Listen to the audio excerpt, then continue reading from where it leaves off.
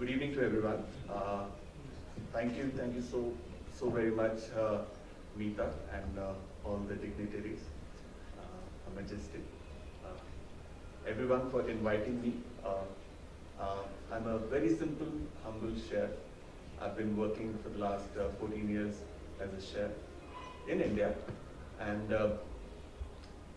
one of the things that when I started my journey as a chef, it wasn't a very bright career. It wasn't considered as the career. In fact, it wasn't considered any career by any means at all in India. There was a saying, "Jo kuch nahi karega, wo khana to banai dega." The guy who doesn't know how to, can't do much in life, can actually become somebody who can cook. So it was an opportunity for any loser to become a chef, cook something. And the word chef never existed in India for the longest time. So when I joined, the first initial 5 years was extremely difficult because I had no clue where I was. I had no clue what I was doing. But I just realized that this is what I have and I should make the best of what I have right now. So I just put my head down and worked really hard in my life, in my kitchens. Whatever they've taught me today is what they have made me today. And it gives me an immense pleasure to, put together a book, a cookbook. It's called A Chef in Every Home, which is a tribute to all home cooks. I derive my inspiration, my power from cooking at home, and that is what I really enjoy. I've taken on to a professional level, but I still enjoy cooking at home, and I think it's the most purest form of love and expression. So today, I have got a beautiful presentation. Now, it's not really a presentation, but okay, what I had in mind that once I'm going to be doing this, I'll have this really nice wild crowd, and I'm going to just excite them a little bit, fun, quirky questions about food, show off a little that I know a lot. Sorry.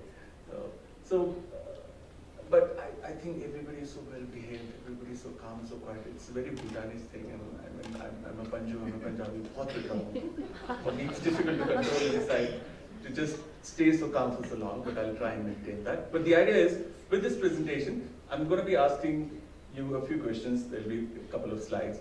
And these are questions to you. So whomsoever can answer, that'll be fine, and that'll be perfect. And he or she will get a surprise from my end. A small little special surprise, right? So there are a lot of questions, so we should begin now. Is it possible to get a handheld mic?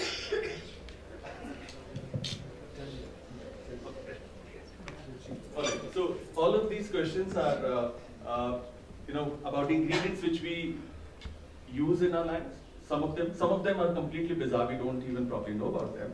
But the idea is to have a little more fun, lighten up. There are no negative points or there are no thrashings for wrong answers, so just go ahead and say whatever you want. Just raise your hand and I'll ask, and let's make it a little more interactive and a little more interesting. All right, we begin now. Yeah, so I thought it's a good platform to promote my book, so that's the cover. It has got nothing to do with what's coming. So, yeah, that's the book. Yeah. Okay, we start with A. This is asafoetida. Now, what exactly is asafoetida? Hing. Everybody uses, yeah, it's a hing. I'm sure in Tamil they say something else. But yeah, what exactly is it? Is it a plant? Is it a fruit? Is it a nut? It's a gum. Yeah, thank you. Who said that? Can you please raise your hand so that not after answering, before answering. Yes. Who didn't know that? It is actually a gum which is excreted by the root of the plant. And do you know the beauty about this particular asafoetida is, you can bring on the answer, that it's a natural defense mechanism of the plant. So the animals, if they bite into this plant and eat the roots, they get such a shock because the taste is so awful that they don't eat it. So it's a natural defense mechanism of the plant evolved, and that is what asafoetida is. It is actually a gum excreted by the root. It is underground. There it is. So no special gift for you guys because you didn't raise your hand. I feel like a class monitor now. Okay, what is bird's nest? Or what is bird's nest made of? Who can tell me? Saliva. Absolutely correct. It's the saliva of a bird. You all know that? Who didn't know that? You all know that. ऐसा तो नहीं आपने presentation सबको email करी है speakers को याद है वाला. All right. Actually, bird's nest. There is a bird called cave swiftlet, which has a unique saliva. It takes its saliva and makes a nest. It dries out and becomes this crystallized form of the nest that you see, and it is used as a delicacy, as a soup. A lot of this soup comes from China. So it's a very expensive, very unique, and you really have to go into those caves, high caves, where there is almost no light, and from there you pluck those bird's nests, and that's what you use in your food. All right, the next one. Coffee. Who likes coffee? Just raise your hands. Who likes coffee? Please be generous. You all like coffee? Okay. The next one is for you. Which is the world's most expensive coffee? Excreted by. Yeah, you guys, your hands are or what? You raise your hand and you say the answer. Excreted by a rat. Yeah, yes sir. Civic Sorry? civic sort of Excretes. Yeah. Coffee beans. Excretes. Yeah, yeah, absolutely correct. So this is a cat which eats on the berries of coffee and then it excretes. The excreta is then collected, dried, refined, roasted, and that special coffee is then served to a lot of humble people who just raise their hands. So actually it is made out of the dark of these. Are there some type of civics that do the same with cardamom also? I don't know, it will be difficult to locate the cardamom, I'm sure. It will be more expensive. I'll get back to you on this. All right, that's interesting. You know, what they've started, what I've known is that they've started experimenting again with elephants. So elephants, again, cannot digest the coffee bean. So they pass out the coffee bean, and because there is presence of certain enzymes inside the stomach of civet and elephant that act upon the coffee bean and give it a very different mature flavor. I don't think about the other flavor, but yeah, that flavor. Nobody wants that. But that's very interesting because then Kopi Luwak, as it's also known as, it's one of the world's most expensive cup of coffees. The sad part though is that a lot of businessmen, what they do is, they force feed the poor cat so that they eat only this and nothing else and they make their money because it's very expensive coffee. So make sure that wherever you buy this coffee, if you buy this coffee, it should not, you know, a lot of coffees have come with caution wherein they claim that there has been no harm done to the animal. It has to be in the most natural way, not forcefully. All right, the next one. Durian. Okay, why is durian banned in public transport in some Because of the smell. Oh yeah, great. Your hands are talking to me. I like this. Because of So the you raise smell. your hand and all of a sudden there's a voice coming out of the hand. Yes, ma'am. You look very enthusiastic. You know. No, you're not. Is it the smell? Yeah, you're right. Yeah. Why are you feeling so shy? Because of the smell. Yes. Do you know what is the smell of a durian? Of a complete, mature, ripe durian? Doma. Sorry. It smells like complete ripe doma. What is doma? Doma is betel. Betel nut. Okay. Yeah. Similar to a jackfruit. No, jackfruit is still a sweet smell. You've bought onions, right? Sometimes there are a couple of onions, they rot at home. The smell of that onions, so it's a sweet onion smell that it has, and the sweet onion taste is what it gives. So it's actually used. But what do you know? I mean, they use most of these this particular fruit in desserts and chocolates as a filling, which is very interesting. And in Singapore, you know, if you go there, that's one of the national fruits. So you've got like no smoking signs, you've got no parking signs, you've got no durian signs also. So if it's banned. You can't take durian into a public transport. You can't bring it to office. You can't bring it to any public area because it stinks so bad that everybody's going to run away. So it's actually bad. So that was, I thought, very interesting. That's what it looks like. The outer is a very porcupine-like shell. Inside is very pulpy, very mashy. Don't want to describe the taste again. Not my kind of food. The next slide. Okay, elephant garlic, the big ones. Which family do they belong to? As which family of vegetables? Ah, got you. Kisi ke haath mein Onion family. Arey baap re. You're correct, absolutely. It doesn't belong to the garlic family, it belongs to the onion family. I thought that was interesting. Yes, next one. Fungus. Which is the world's most expensive fungus? Yeah, yes, sir, you raised your hand. Yes? Truffle. Absolutely correct. But which truffle? The white truffle. Absolutely. You are prompting. No, she's trying to cash in on my price. All right. The fungus variety called truffles is located under the grass. Sorry? Disagree. Okay. Would you have another Yes. answer? Yes, tell me. Summer grass, winter worm. Really? Yeah, much more expensive than truffle. Really? Yes. Okay. What is Maybe that? if you give me some, I'll try. Let me see how good it is, and if it's really that expensive, I'll find out. What is that? Okay. Must be. The prices keep fluctuating up depending on the $40,000 availability. kilo? Sorry? $40,000 kilo? $40,000 a kilo? Then I might be wrong. So this is actually the second most expensive. But nonetheless, the best part is that earlier, the farming of, you can't farm truffles, white truffles. They are naturally occurring fungus. And Alba, the region in Italy, is one of the known regions in the world where white truffles are found. And the good part is, the female pigs are used to hunt, were used. Nowadays, we use dogs to sniff out the truffle because it's underground. Interestingly, there were female pigs used because it is said that the scent of smell of the truffles is like the saliva, how the saliva smells of a wild male boar.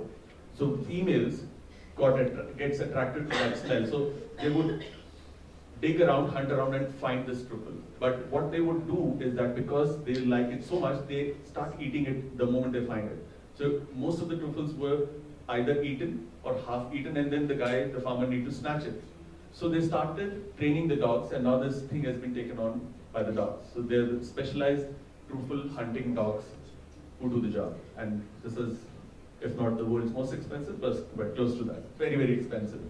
About rupees 2 lakhs for a pound, about 450 grams. It's about 2 lakh rupees. All right, next slide.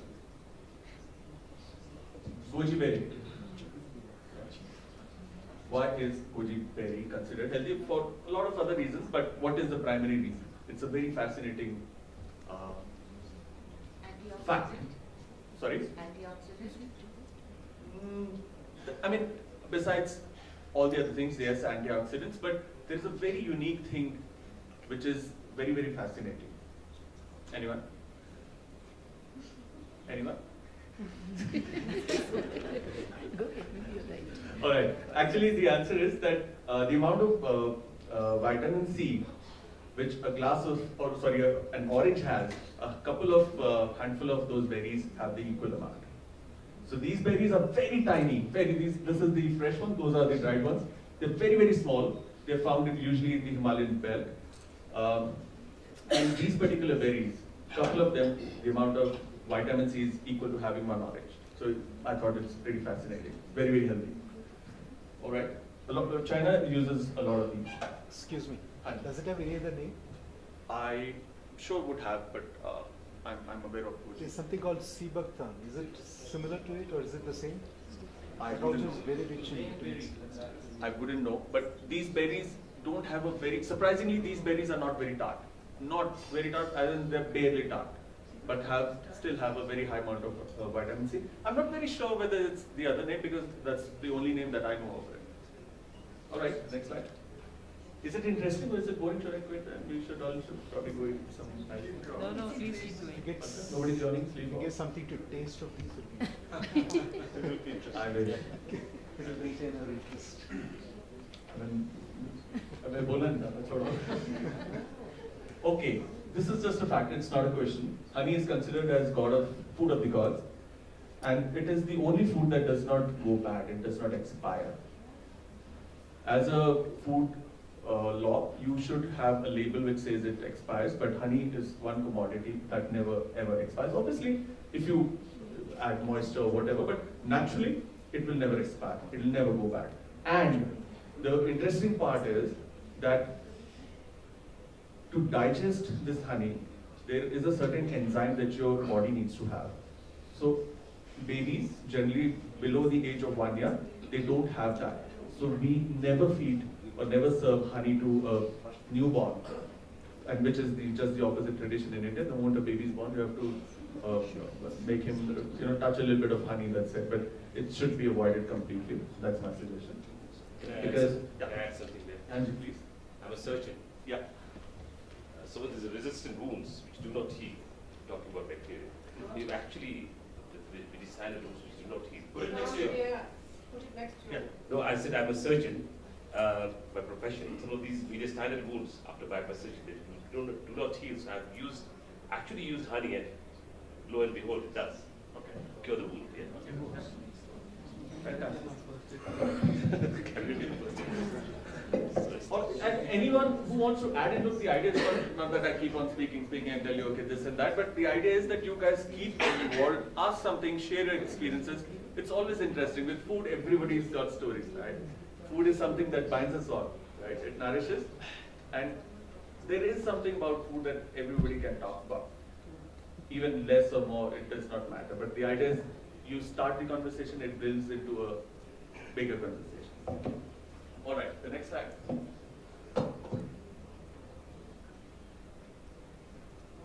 Yeah, ice cream, which is the most ancient form of ice cream, and where did it start? Can anybody say that? Iran, Sorry? Iran, Persia. Closer? Syria. Not really. Closer. Closer, as in, Kashmir, Afghanistan. no. थोड़ा सा right turn लेके थोड़ा सा तिरछा जाना आपको. Actually, it's Russia. Okay. So the earliest form of ice cream was a lot of snow. They would collect snow, fresh snow, and pour some grape juice over it. This is the first form of the ice cream which started in the world. Interesting. All right, next slide. Which is that one ingredient which can be had as a fruit and as a vegetable. Don't say tomato. No, I'm about to say that. Matlab, there are stages in this fruit, oblique vegetable, this ingredient. At a certain stage, it is used as vegetable. At a certain stage, it's used as a fruit. Banana. Papaya. Banana. Papaya. Banana.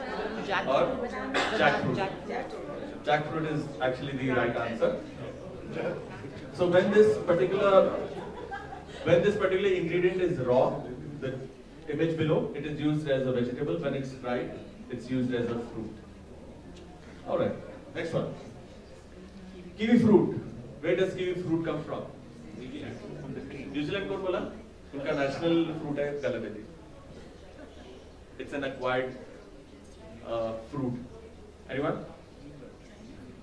New Zealand national fruit is kiwi, but the native country of kiwi is not New Zealand country. Is that China? Yes, absolutely. It was called Chinese gooseberry.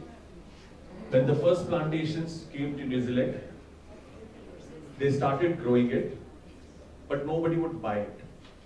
The reason nobody would buy it because it was called Chinese gooseberry, and at that time there were certain trade issues. You couldn't trade with China then easily. So they had to drop that name, come out with a new version, so which was called kiwi fruit because it looked like kiwi, and then it got accepted in New Zealand. From New Zealand, it became their national fruit. The interesting part is that they're doing a lot of research on kiwi fruit. So there is a golden kiwi fruit, which is specially designed for the Indian palate, which is not sour, which is very, very sweet, which is golden in color. They're also coming out with genetically modified kiwi, which smells like a strawberry and pink. Yeah, crazy. All right, is peanut a nut? Tuber. A legume. कौन बोला है? कौन बोला? मैं आधा सही बोला है. Absolutely, it's not a nut. A lot of people consider it's a nut. It's not a nut. It is a legume. It grows underground. You see, it's a legume family. It's not a mushroom. All right. Next. What is a mushroom? Is an easy one. Yes, fungus, ugly slide. Normally, nobody would answer this, huh? Consider yourself way up. Okay, which is the world's hottest chili pepper? That somebody should know. You see this slide? Yes, ma'am. Or the Mexican one, because they discovered one in Mexico which has a higher IU unit of capsicum than our food jalapa. It came out recently. Actually, what I've been studying is that there has been a war ever since the claims have come that Bhut Jolakia is the hottest chili of the world. The Mexicans have taken an offense and they're saying we'll research on this. There's no habanero is this and this. No, now it is. So they're putting a lot of blogs and stuff that Naga Jolakia is not the one.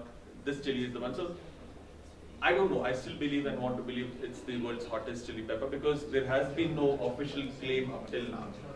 So it is actually, the longest known hottest pepper was habanero.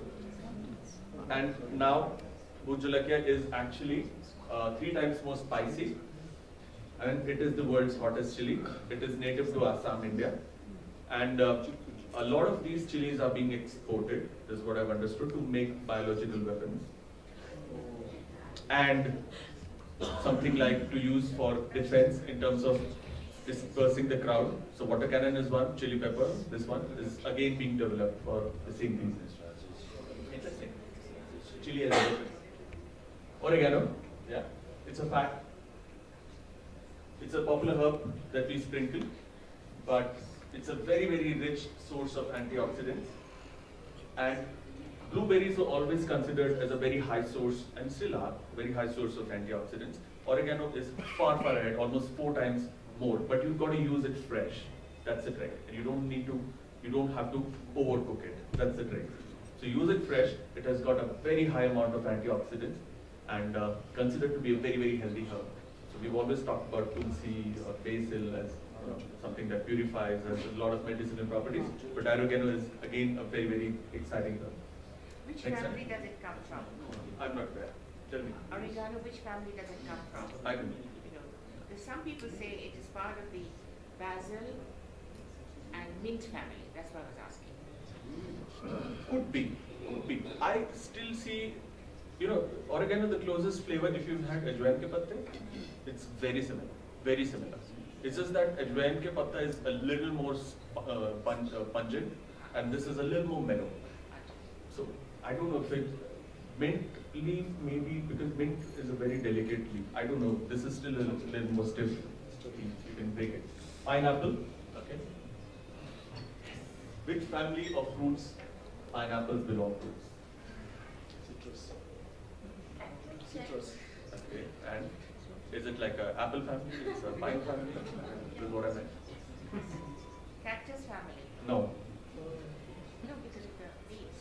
No. Can't grow. Pine. No. Pine family. Sorry. Pine family. No. What is a succulent family?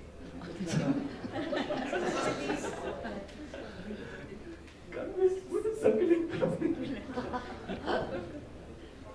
Alright, anyone?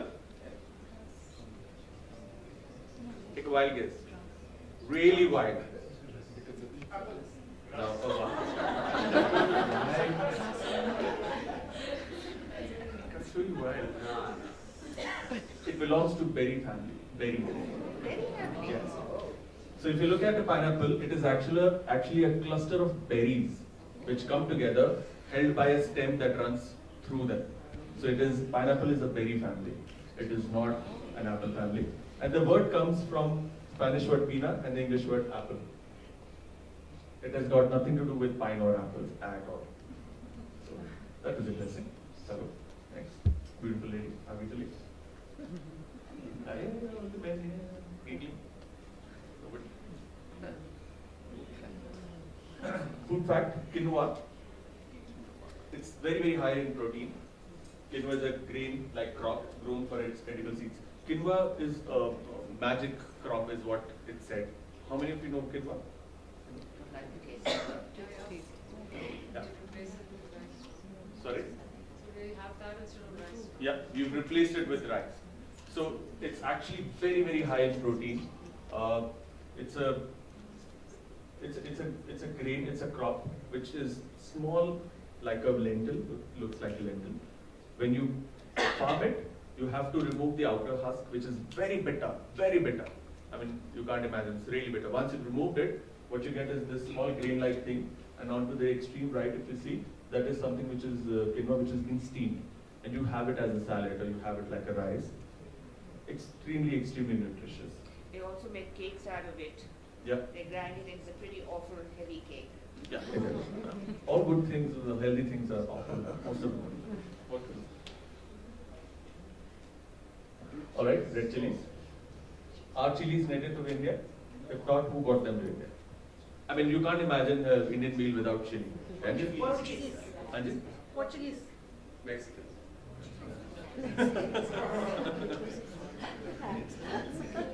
Portuguese brought them here. Portuguese? Okay, And let's see they're the not answer. and they're not native to India. They now native. They are not native to India. Vasco da Gama, the Portuguese sailor, brought the chilies for the first time to India. There are a lot of contradictions to the same, but this is the most, by far, accepted thing I'd that. like to add Anji. something.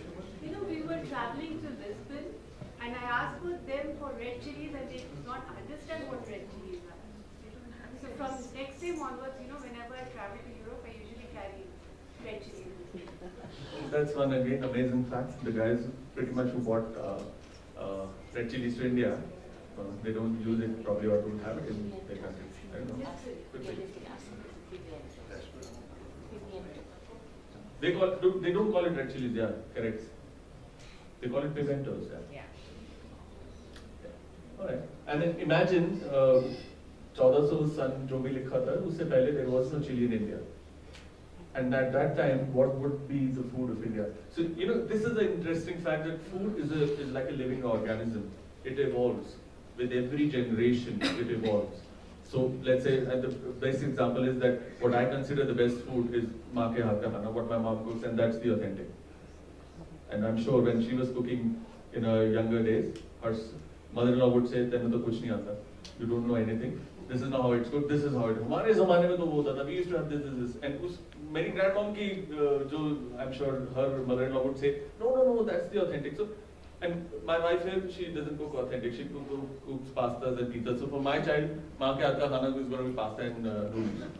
There you go. So food evolves, completes itself, mixes with people, culture, keeps on changing. It never remains the same. Whatever we say is authentic, you can just date back to probably a century or 2 centuries. Beyond that, no. There was no existence. Somebody created it. And somebody took it to a different level, and we eat a completely different version of it. Okay. What is the measure to measure the hotness of any chili? How do you define? What is the term? Let's say, how do you measure this chili is this many units hot? What is that unit? I do something. I don't know. I do pepper. I can't give this correct, but I can see it's in front of my face. It goes by degrees. It goes by degrees. Close, yeah. But what's that unit called? Not peppers. Capsicum? No. It's called Scoville heat. Scoville heat is the measurement, the unit measurement for the hotness of any chili pepper. So if you look there, I mean I can't read, I think it's, so Scoville heat is what, 1 crore 50 lakh units of Scoville units of that particular pepper. And as low as, and the green chili, I don't know. So, I mean, forget this. Let's say the regular green chili that we use, Emma, it's called Emma, right? Good. Yeah, I just tried Emma see today. So Emma, and let's say Bhoot Jolakya. So about 400 times more spicy Bhoot Jolakya is, more, 400 times more Scoville heats than a regular green chili at home.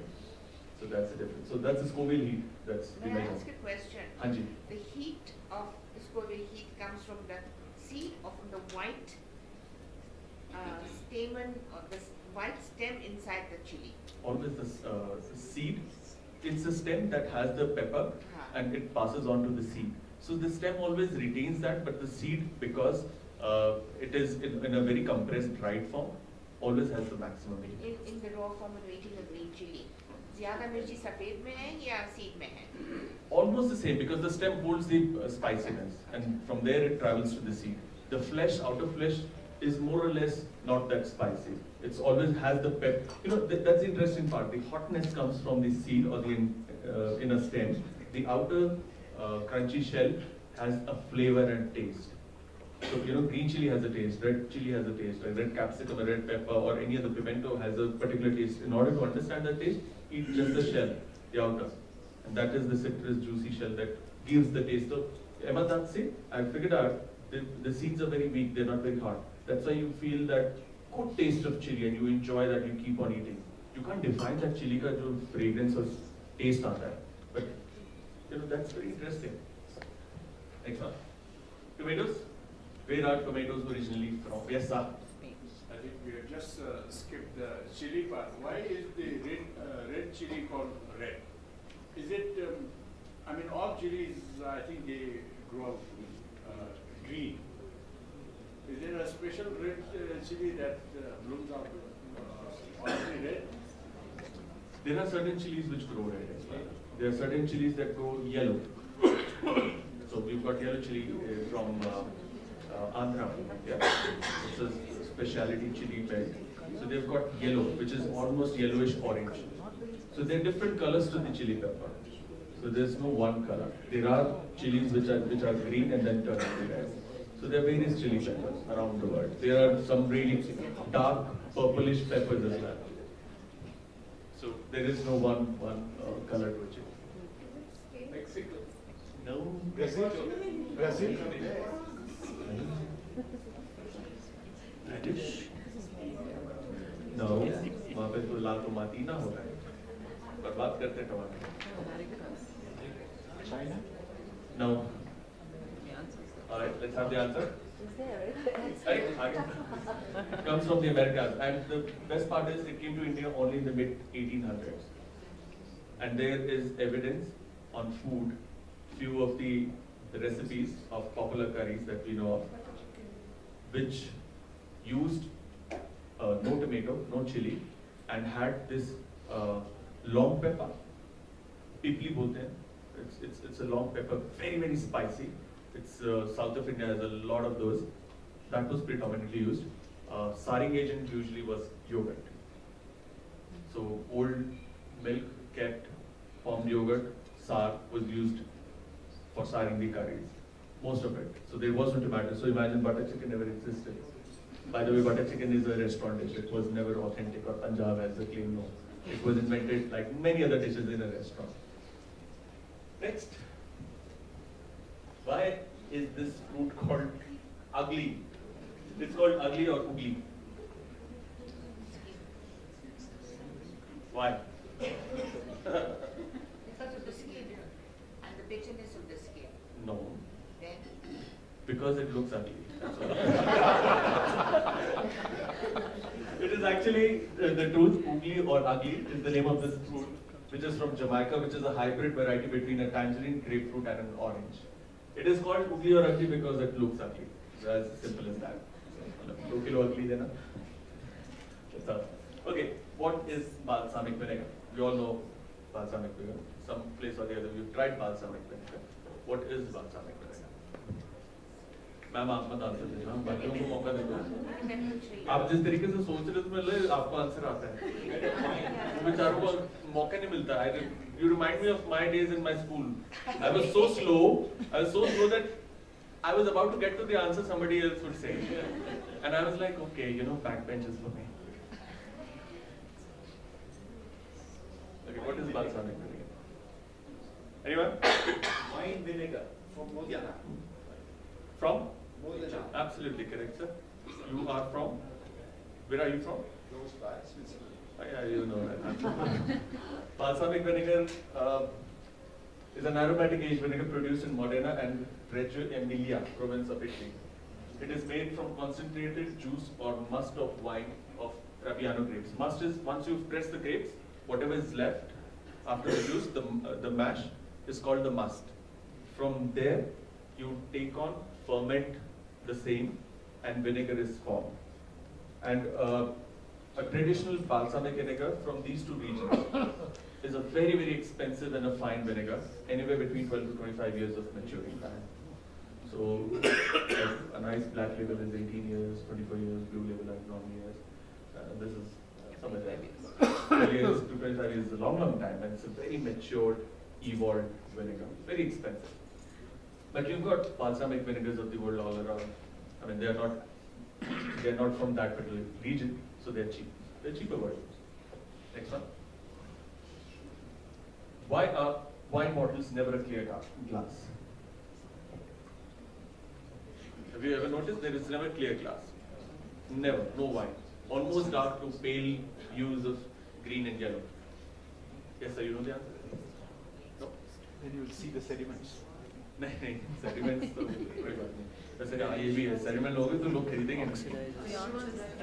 Answer आ गया, very good. For the same reason that we wear sunglasses to protect our eyes. So wine is considered very, very delicate. You've got to protect the contents of the wine. There is tannins in the wine that gets activated, which gives the sourness, the sour profile of the wine. The more the sunlight, it keeps on going very sour and turns very bitter. So the wine turns acidic if it's exposed to sunlight, becomes like a good old vinegar. And that is what you need to stop. So that's why it's always, always cellars were underground, cold temperature, dark, dusty, for the same reason. You don't expose the bottle till the time to sunlight till the time you don't drink it. And that's the time you open the bottle, you aerate red wines, because there's a lot of concentration of the smell that comes from the fermentation of bacteria. And wine has an age, it goes up, nice, like a nice little girl, and then becomes very pretty, and then gracefully it declines and goes on. So you need to consume wine at the right time. Okay. What is Czech? XCC. मुझे actually X से कुछ मिल नहीं रहा था, मैंने डाल दिया. Czech is a popular crab curry from Goa made from roasted coconuts, and it's a name given by the Portuguese again. Czech. I don't know what it means. Nobody knows. I've asked so many people what it means, but it's a very, very popular crab curry. It's spicy, a lot of coconut flavors, a lot of chilies, a lot of coriander. All right, the next one. This is not something new. I mean, if I was only in India, this was something very, very informative. Yak milk is very nutritious, and cheese made of yak milk is rich in omega-3 fatty acids, which are required for healthy heart function. So that's the yak. That's the lady who's just made some yak cheese. Have you guys tried? I mean, at least the guys coming from India, the yak cheese, they kind of dry it, string it up, and a lot of shops have those white ones and the smoked ones, which are cute. Very interesting. On the way when I was coming from the airport from Paro, so there were a couple of shops that stopped there, tasted a couple of those cheese. You have to take that cheese back home. It's amazing. Very, very. I think one of the prized commodities of Bhutan, and cheese is close to my heart. I love cheese, and Bhutanese love cheese. A lot of cheese. Right? So you should pick up some cheese there. Zucchini, the last one, belongs to the family of squash. It is the flower is very interesting because the flower is actually edible, and you stuff it with cheese, coat a batter, and deep fry, and have it as a snack. So I thought that was pretty interesting to deep fry or cook a flower which is being stuffed and then eat it. That's it. That's it.